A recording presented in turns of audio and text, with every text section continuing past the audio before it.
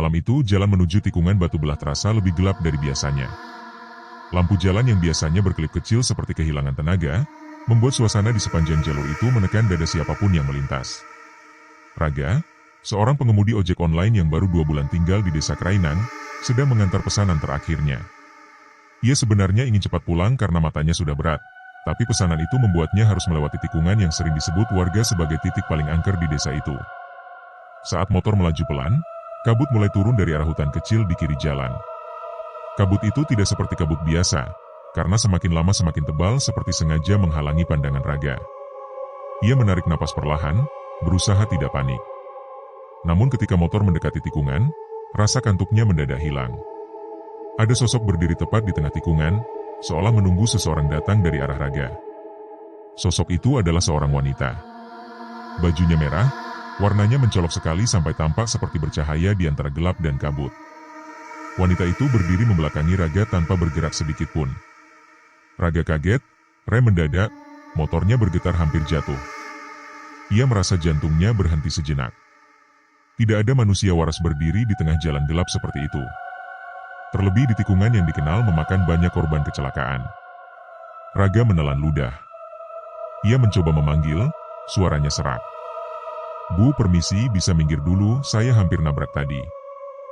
Wanita itu tidak bergeser. Tidak menoleh. Tidak bereaksi sama sekali. Rambut panjangnya terurai dan sedikit tertiup angin dingin. Raga semakin gelisah. Ia mematikan mesin motor, berharap suara itu membuat wanita itu sadar dan bergerak. Tapi justru sebaliknya. Begitu mesin motor mati, suasana menjadi sangat sunyi. Tidak ada angin, tidak ada suara jangkrik, tidak ada suara dari hutan. Hening total, seperti seluruh tempat itu menahan napas. Lalu wanita itu bergerak. Pelan sekali. Kepalanya miring sedikit ke kiri. Raga merasakan kulit tengkuknya meremang. Ia mundur setengah langkah tanpa sadar. Ketika wanita itu berbalik, semuanya terasa melambat.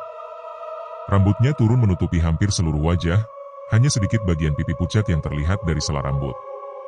Dan saat wajah itu menghadap ke arah Raga sepenuhnya, kabut di belakangnya bergerak seperti tersedot sesuatu. Dalam hitungan detik, wanita itu hilang.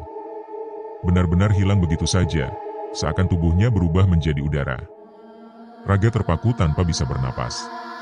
Ia melihat ke jalan, melihat ke sisi kanan kiri, menggosok matanya beberapa kali, tapi sosok itu sudah tidak ada. Tidak ada jejak langkah, tidak ada bayangan, tidak ada apapun yang menunjukkan bahwa tadi ada seseorang berdiri di sana. Raga buru-buru menyalakan motor, tapi tangannya gemetar. Ia menancap gas tanpa berani melihat spion. Saat motor bergerak, dari ekor matanya ia merasa seperti ada sesuatu yang mengikuti dari belakang, tapi ia tidak berani menoleh. Sesampainya di kos, ia baru sadar ada sesuatu yang aneh di jok belakang motornya. Sehelai kain merah kecil, seperti sobekan dari baju seseorang, tergeletak di sana. Kain itu basah, dingin, dan terasa seperti baru saja diperas dari air. Keesokan harinya Raga bangun dengan kepala berat. Ia tidur tidak nyenyak karena bayangan tentang wanita berbaju merah itu terus muncul berkali-kali dalam mimpinya. Begitu membuka mata, hal pertama yang ia lihat adalah sobekan kain merah yang ia letakkan di meja kecil dekat tempat tidur. Kain itu masih basah, padahal sudah semalaman dibiarkan. Raga menyentuhnya perlahan. Dingin. Seperti baru diambil dari luar. Ia buru-buru menarik tangannya, merinding karena merasa seperti menyentuh kulit seseorang.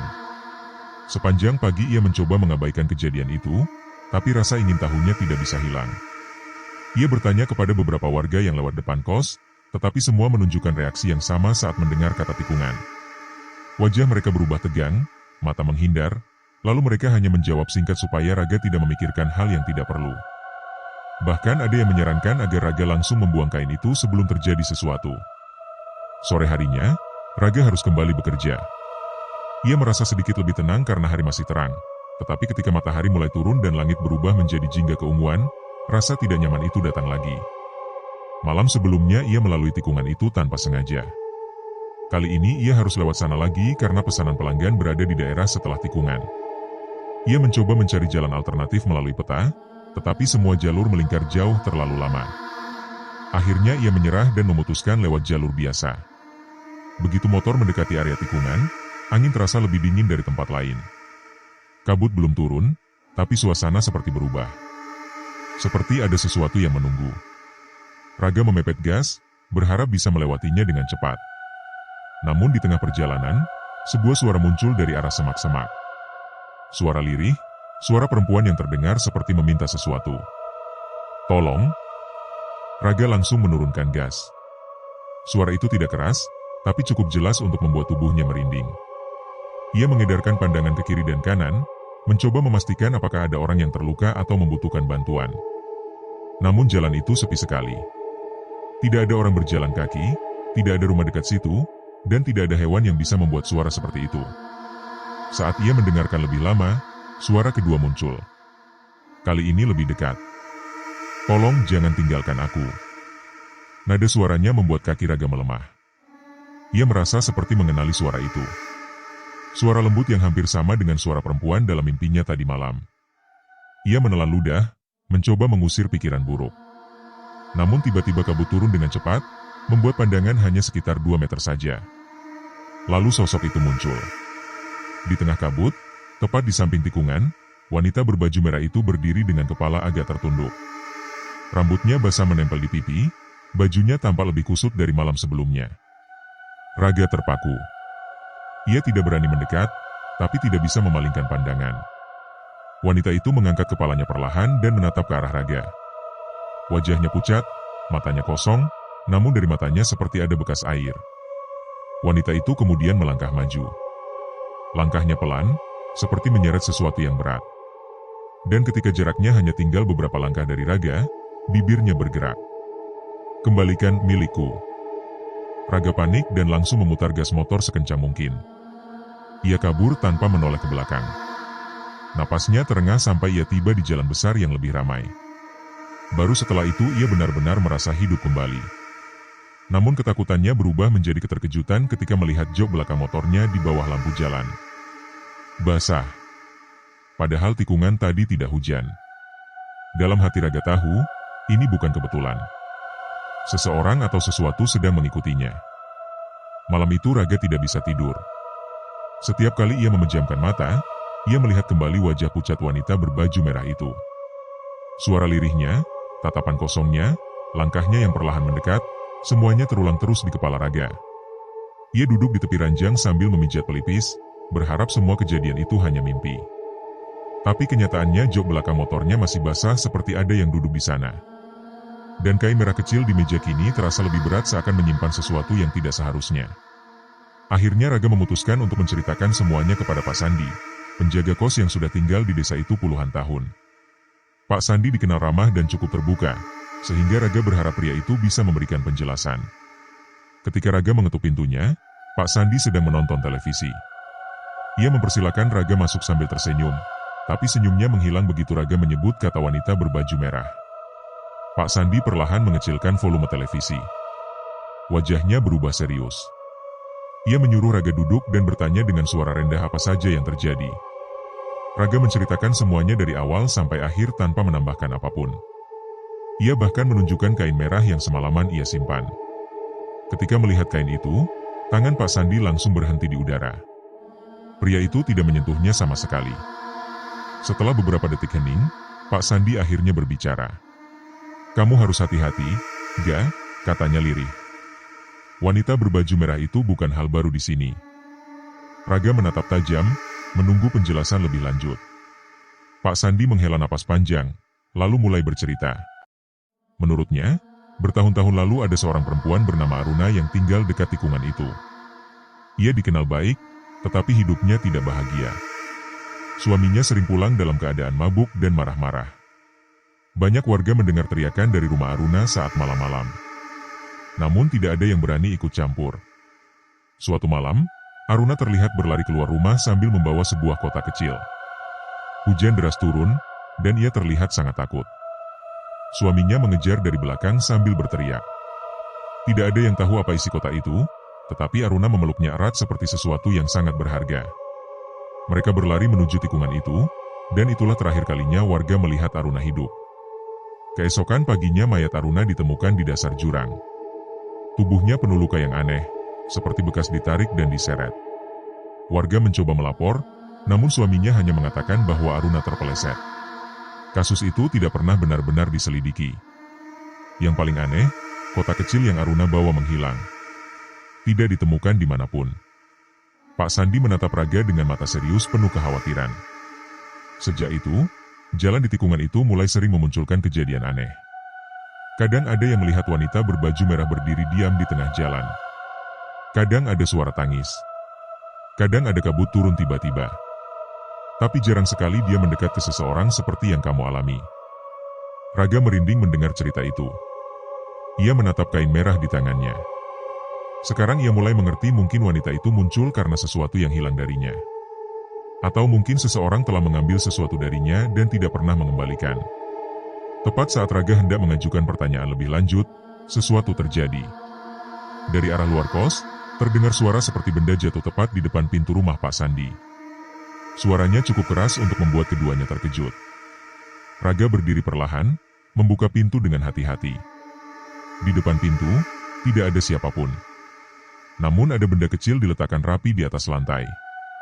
Kotak kayu, bentuknya tua, dan penuh goresan. Kotak yang sangat mirip dengan yang diceritakan Pak Sandi. Kotak kayu itu tergeletak begitu saja di depan pintu, seolah ada seseorang yang baru saja meletakkannya lalu pergi tanpa suara. Raga menatap kotak itu tanpa berkedip. Ukurannya tidak besar, hanya sedikit lebih besar dari telapak tangan, tetapi tampak sangat tua. Kayu bagian atasnya penuh goresan, mungkin bekas paku atau sesuatu yang berusaha dibuka paksa. Tanpa sadar, Raga memberi isyarat kepada Pak Sandi agar datang melihat. Pak Sandi mendekat perlahan. Begitu melihat kotak itu dari dekat, ekspresi wajahnya berubah lebih tegang dari sebelumnya. Tangannya bergetar sedikit ketika ia mengambil napas panjang. "Ga, ini kotaknya Aruna," bisiknya. "Ini bentuknya sama persis." Raga langsung mundur sedikit. Jantungnya berdetak lebih cepat. Ia menunduk, memperhatikan tiap lekukan kayu itu. Ada semacam ukiran kecil yang hampir hilang tergerus waktu. Tidak jelas bentuknya, tapi terlihat seperti huruf atau simbol tertentu. Raga menelan ludah, mencoba mengumpulkan keberanian.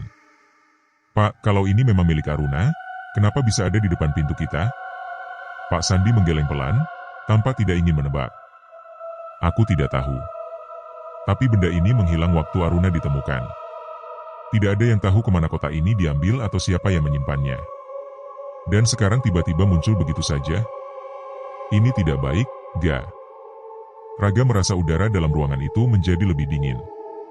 Ia menunduk, memperhatikan lantai, berharap ada jejak kaki atau petunjuk siapa yang membawa kotak itu. Tapi lantai kering tanpa bekas apapun. Padahal lantai tanah di luar masih agak lembab karena embun malam. Beberapa detik kemudian, angin dingin masuk dari jendela yang sedikit terbuka. Tidak ada yang bergerak, tapi kotak kayu itu seperti mengeluarkan aroma aneh. Aroma tanah basah bercampur sesuatu yang mirip dengan wangi bunga layu. Raga menutup hidung, merasa sedikit mual.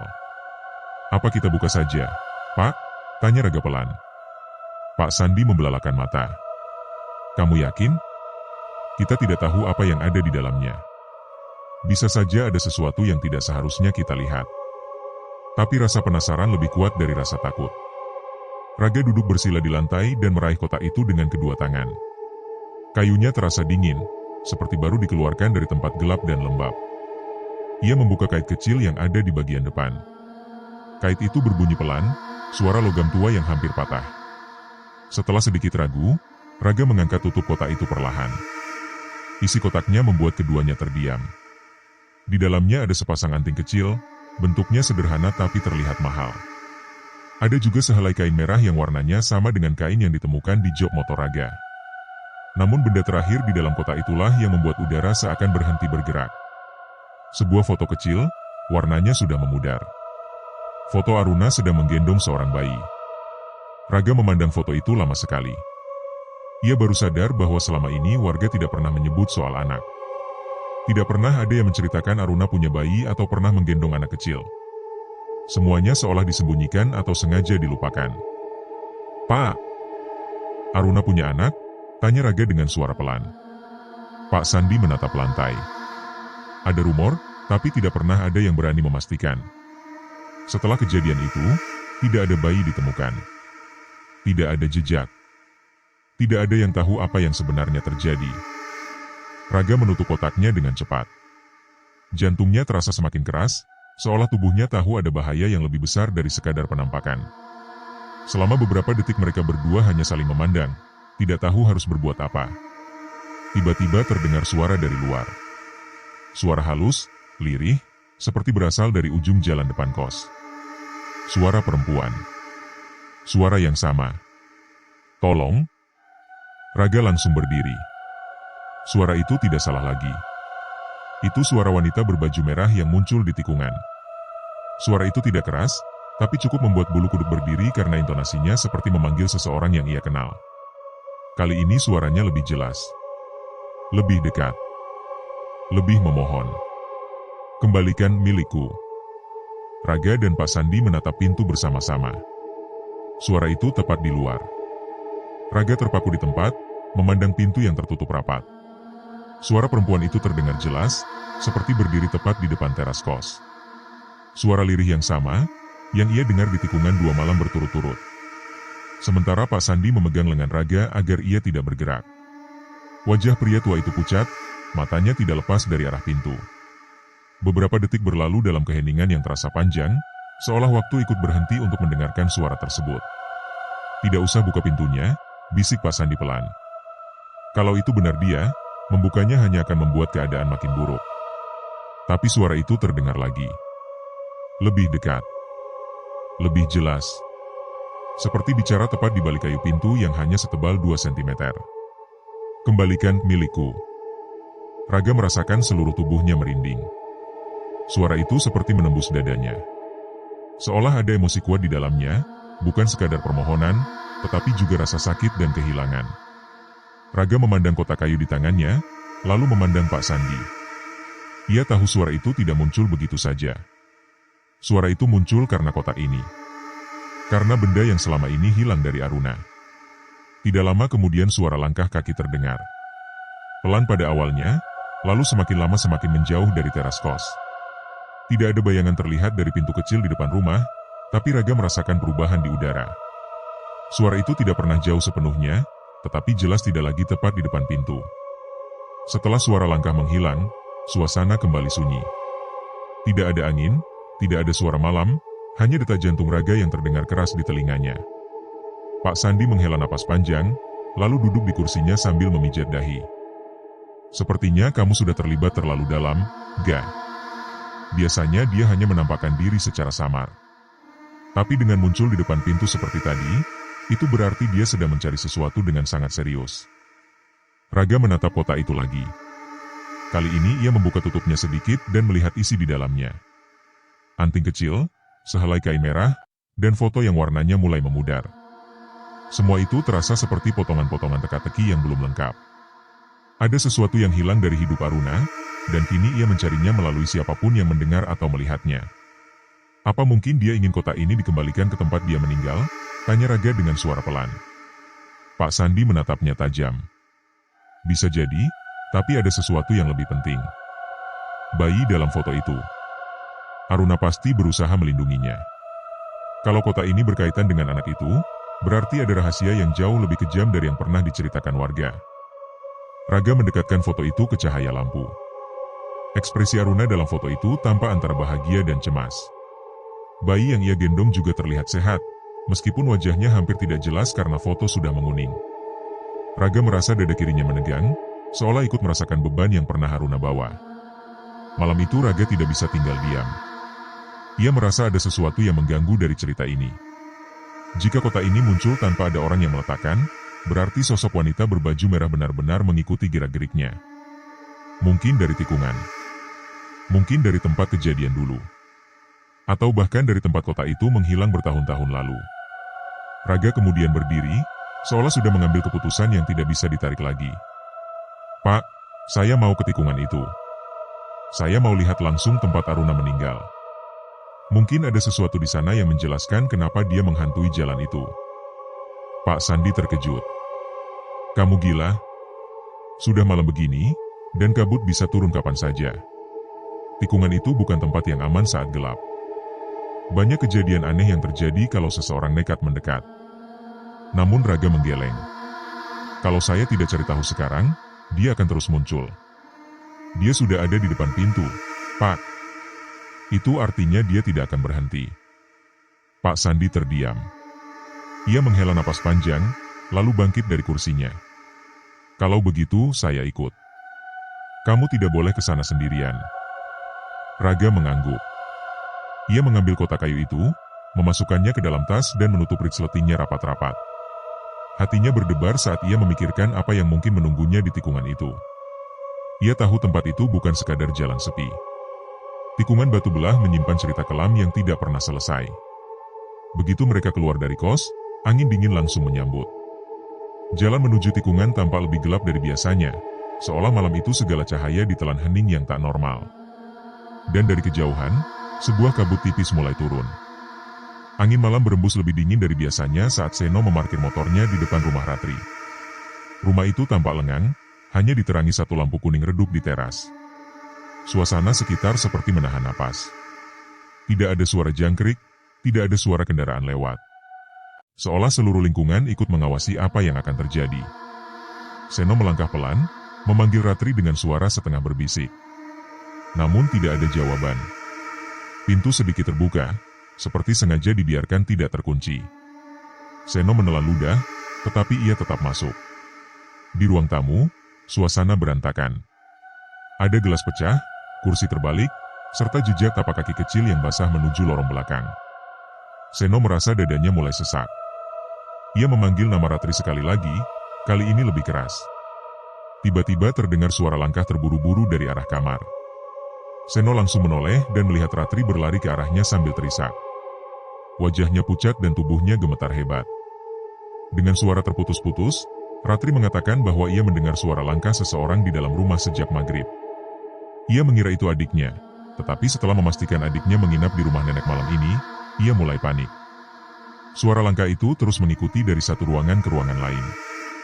Kemudian suara itu berubah menjadi suara perempuan menangis pelan. Air mata Ratri mengalir semakin deras ketika ia menambahkan bahwa sosok perempuan berbaju merah sempat berdiri di depan pintu kamarnya. Mata sosok itu hitam legam, dan wajahnya tampak seperti sedang menahan marah. Seno memegang bahu Ratri, berusaha menenangkannya walau ia sendiri sedang ketakutan. Seno memutuskan untuk memeriksa kamar. Saat ia menyalakan lampu, kamar itu terlihat normal, namun udara di dalam terasa sangat dingin. Bulu kuduk Seno langsung berdiri ketika ia melihat sesuatu di sudut kamar. Sebuah kain merah kusut tergeletak di lantai. Kain itu tampak lembab seperti baru saja dipakai seseorang yang berkeringat. Ketika Seno mencoba mendekat, lampu kamar tiba-tiba mati sendiri. Suasana berubah gelap total. Ratri menjerit dan berlari memeluk Seno. Di tengah kegelapan itu, terdengar suara napas berat dari salah satu sudut ruangan. Suara itu semakin mendekat, semakin jelas, seolah sosok itu berdiri tepat di depan mereka. Seno meraih tangan Ratri dan menariknya keluar kamar. Mereka berlari menuju ruang tamu, tetapi sebelum mencapai pintu, terdengar suara pintu kamar tertutup keras, seperti ada yang sengaja membantingnya. Rumah itu langsung terasa semakin menekan. Udara menjadi berat, dan suhu semakin dingin menusuk kulit. Ratri terisak ketakutan dan meraih ponselnya, berusaha menelepon Karsih, tetapi tidak ada sinyal sama sekali.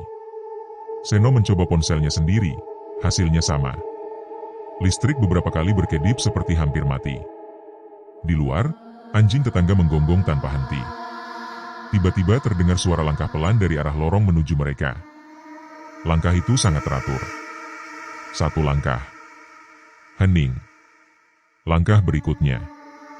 Hening lagi. Seperti seseorang benar-benar berjalan mendekati ruang tamu dengan sengaja. Seno meraih sebuah sapu kayu yang ada di dekatnya, sementara Ratri berdiri di belakangnya sambil menutup mulut agar tidak menjerit. Langkah itu berhenti tepat di ujung lorong. Perlahan, samar-samar, terlihat ujung kain merah bergoyang pelan seolah tertiup angin yang tidak ada. Kali ini sosok itu tidak hanya muncul sebentar.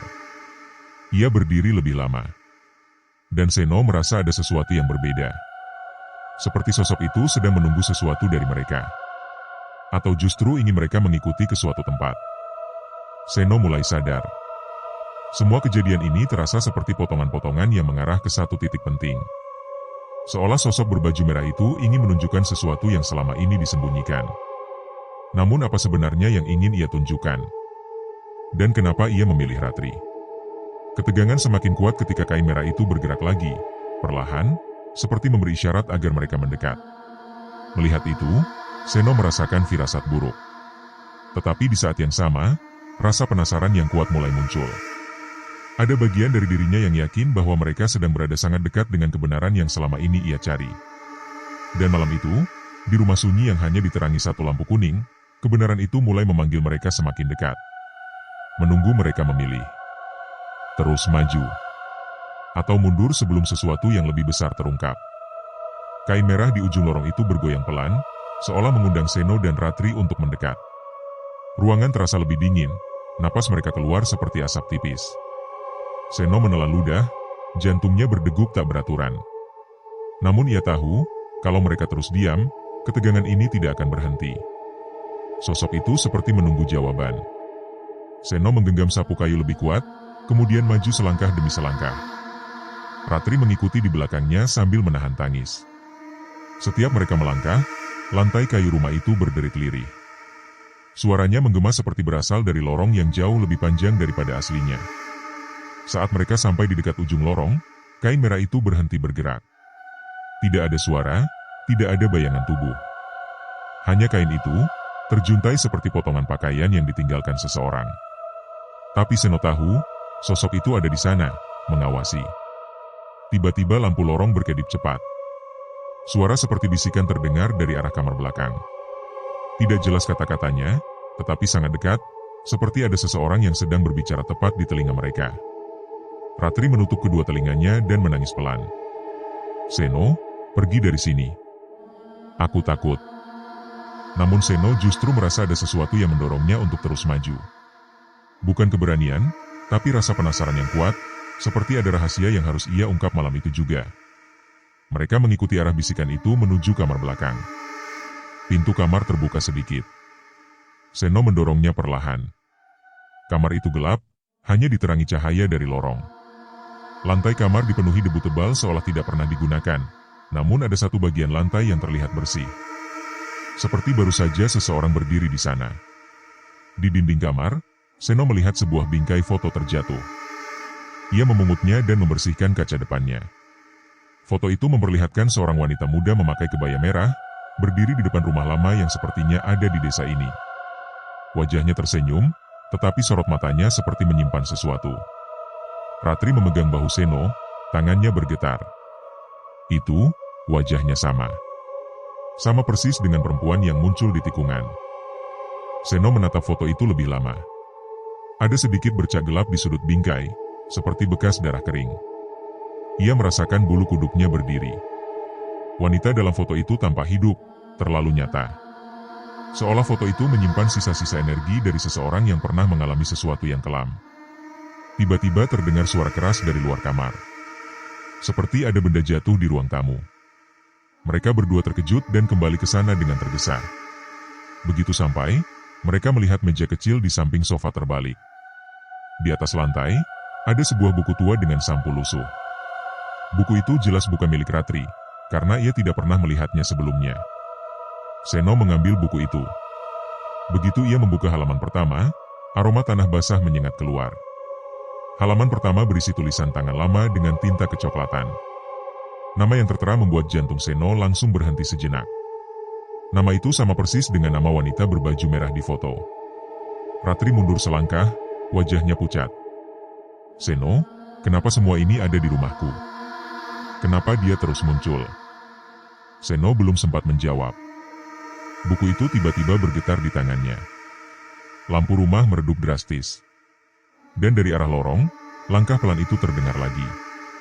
Kali ini lebih jelas. Lebih berat. Lebih dekat.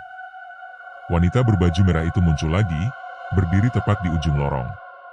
Wajahnya terlihat lebih nyata daripada sebelumnya. Rambut panjangnya menutupi sebagian wajah, tapi mata hitamnya menatap lurus ke arah mereka. Seno gemetar sambil memegang buku itu. Perlahan, wanita itu mengangkat tangannya dan menunjuk ke arah buku tersebut. Tatapannya tidak lagi seperti ingin menakut-nakuti. Ada sesuatu yang lebih dalam. Seperti ia ingin mengatakan kebenaran yang terpendam bertahun-tahun. Namun sebelum Seno sempat bertanya, Seluruh lampu rumah mati total. Gelap pekat langsung menelan semuanya.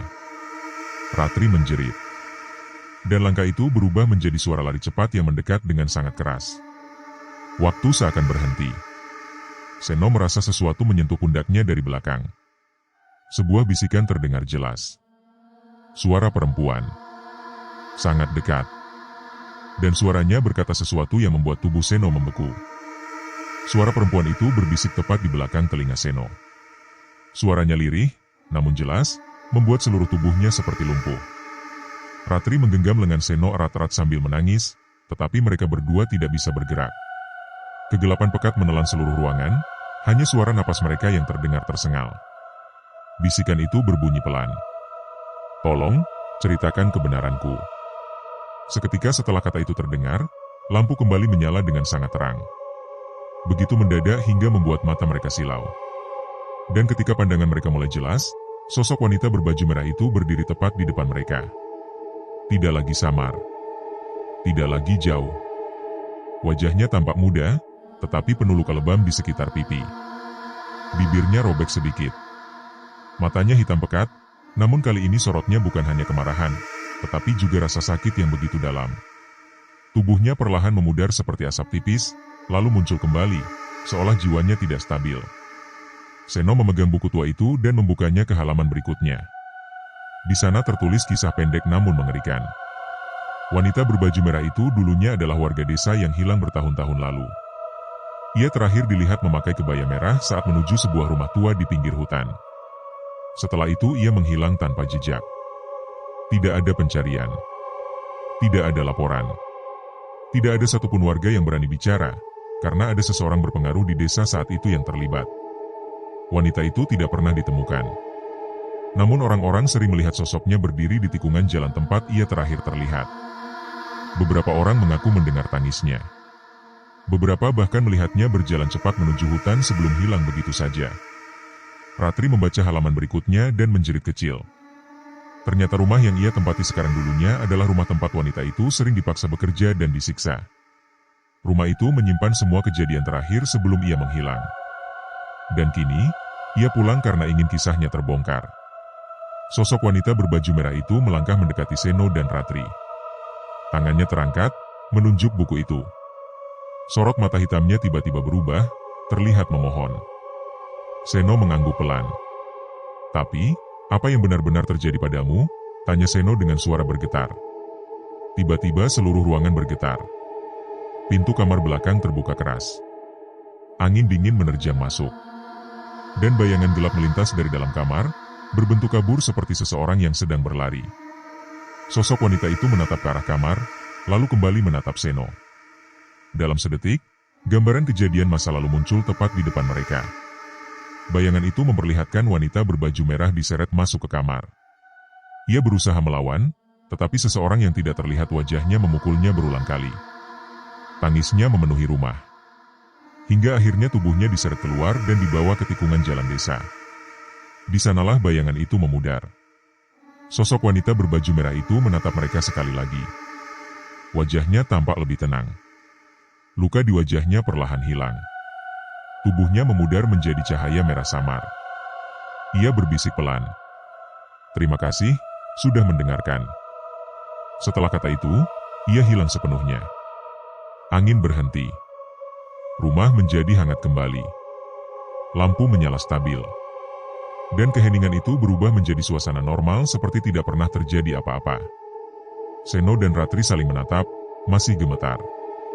Mereka tahu satu hal pasti. Wanita itu tidak akan mengganggu lagi.